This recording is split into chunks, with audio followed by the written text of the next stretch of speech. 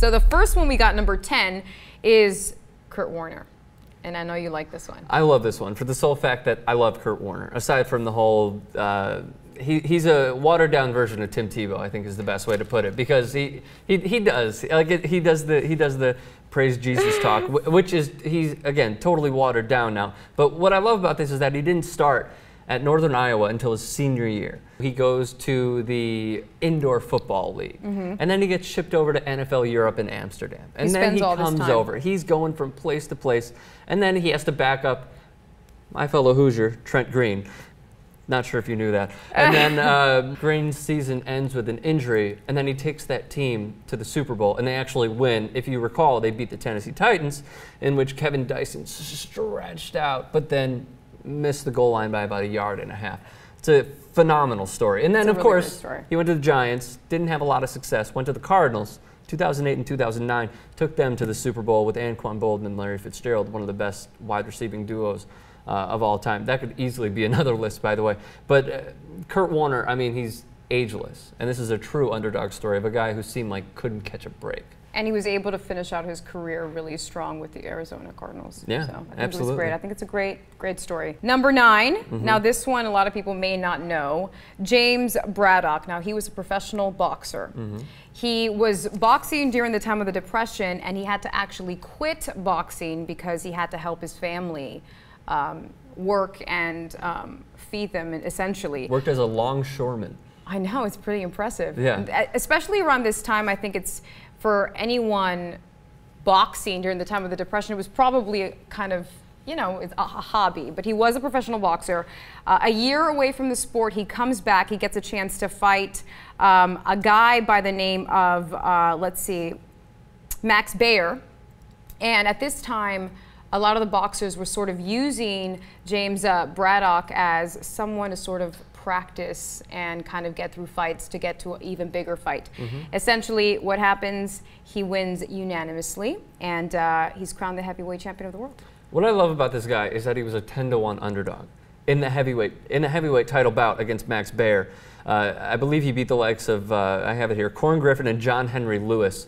And again, these guys viewed him as, oh, this is a guy who you're just going to steamroll. This is a warm-up for your next fight. Not at all. And this is, by the way, the movie that Russell Crowe and Ron Howard put together called Cinderella Man. That is this guy right here. So a 10-to-1 underdog. He ended up losing his next fight to the great Joe Louis, but at Comiskey Park, by the way, in Chicago. So we moved to number 7. Another heartbreak for me, the 1969 Miracle Mets. Why is it a heartbreak to me, you ask? You probably didn't, but I'm going to tell you anyways. It's because the Chicago Cubs were 9.5 games up in September on the Mets. They ended up going, I believe, 15-25 over their next 30 games, and 15-23, excuse me, over their next 28 games. Completely blew it.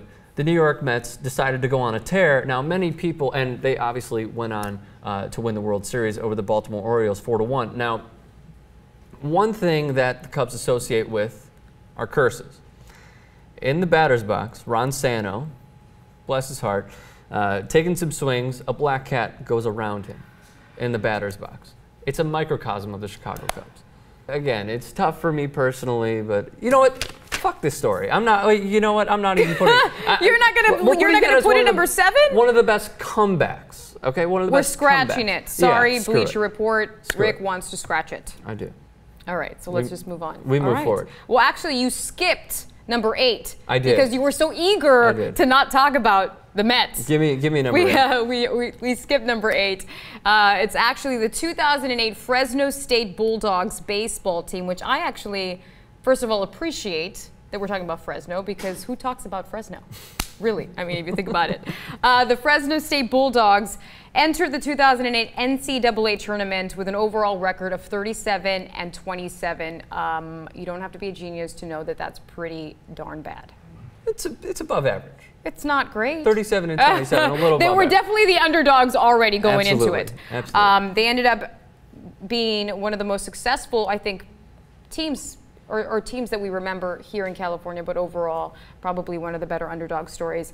They went on to defeat the likes, of course, of Georgia in the last series, 31-18, which I think is pretty great. Number 6 is the 1982-83 NC State Wolfpack men's basketball team. This one's pretty cool. They steamrolled through UNLV, who I believe, yes, was the number 3 team. They steamrolled through Utah, and then they steamrolled through Virginia. Now, they went to the Final Four, obviously. They beat Georgia, who was a very good team that year. They beat Houston, excuse me, who had Akeem Olajuwon, who obviously is one of the best centers of our era, best centers of all time. And Lorenzo Charles had the game-winning dunk when time expired. An absolutely unbelievable story for the 1982-83 NC State Wolfpack.